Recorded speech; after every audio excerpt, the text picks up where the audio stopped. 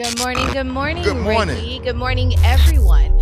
So today's Eva's Corner is actually completely on point. In lieu of the morning and the feeling, the heavy feeling on our hearts, um, I wanted to talk about the difficult conversations that you have to have with your children. And I came in today, and Rickey, I wanted to talk to you about this, but I decided to wait till now. You know, someone at my kids' school last week told my daughter that her dad isn't her dad. And Marley is 5. She'll be 6 on Friday. And this happened last week. And I remember talking to my husband and I was saying, Mike, how are we going to talk to Marley about this? This is going to change her entire world as she knows it. Right. She's 5. And, I still have yet to find the words. And then in lieu of Kobe Bryant's passing and just thinking about the weight of Vanessa on her shoulder, having to tell her 3 other daughters that daddy's not coming home, that your sister's not coming home. How, as a parent, do you have that conversation with your child? These conversations that you would never imagine having, but you have to have.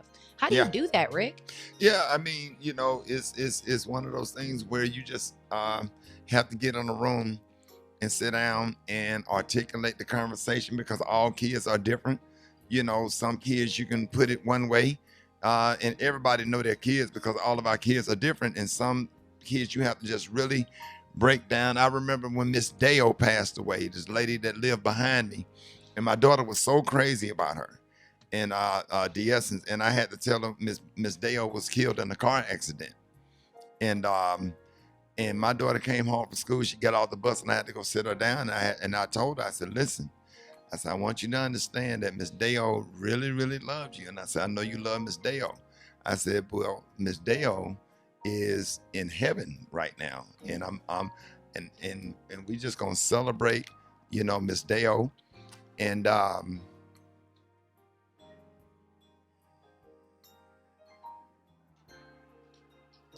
it was I thought that putting it that way was a really,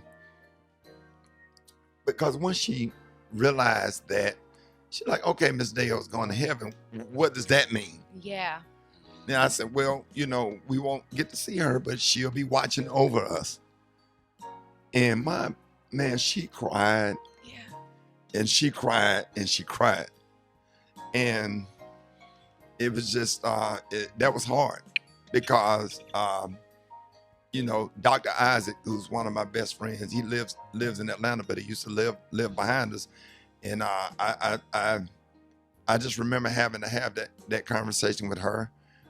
My grandfather's death wasn't too bad because they had an opportunity to say goodbye, like Jeff was talking about with his dad. Just had an opportunity to say goodbye and watch my grandfather as he withered, into a certain state, and he passed away. But those sudden tragedies like that, having to explain that to kids is difficult. And that's why therapy is so important.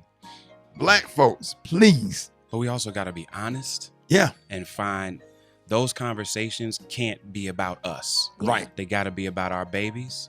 My grandfather passed away when I was 7.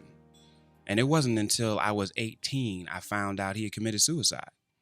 Because nobody told me. Right. And the family was dealing with their own trauma. Mm-hmm. And I talked to my cousin. She didn't know. Yeah. And like there was a whole generation of us that thought Grandpa had a heart attack. But at some point we should have known Grandpa was dealing with depression. And here's how he dealt with it. And this is how it affected the family. Right.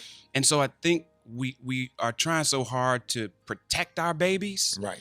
That we almost put them in harm's way because we're not willing to be courageous. Right. And even get help. Right. To figure out how to have a conversation. And we have to get help. We have to go to therapy. You can't just be strong. You can't just say, well, the Lord will see you through this, which he will, but God created therapists to help us deal with stuff like this. And we have to really go out and get the help. And that's going to be the number one platform, getting people help, because your grandmother ain't never died before. Yeah. Your grandma ain't died every week. Your grandma died. If your grandmama died, if your mama died every week, you might can deal with it because your mama died every week. But man, your mama died you know, and they sit up there, and come up there and roll your grandmama out of that church. You ain't never felt that kind of trauma. Yeah.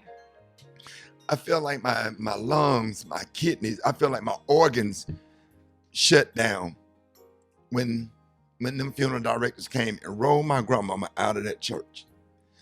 And I just can't imagine like that what Miss Vanessa Bryant is going through. For those babies to lose a mother and a father and a sister. I can't imagine.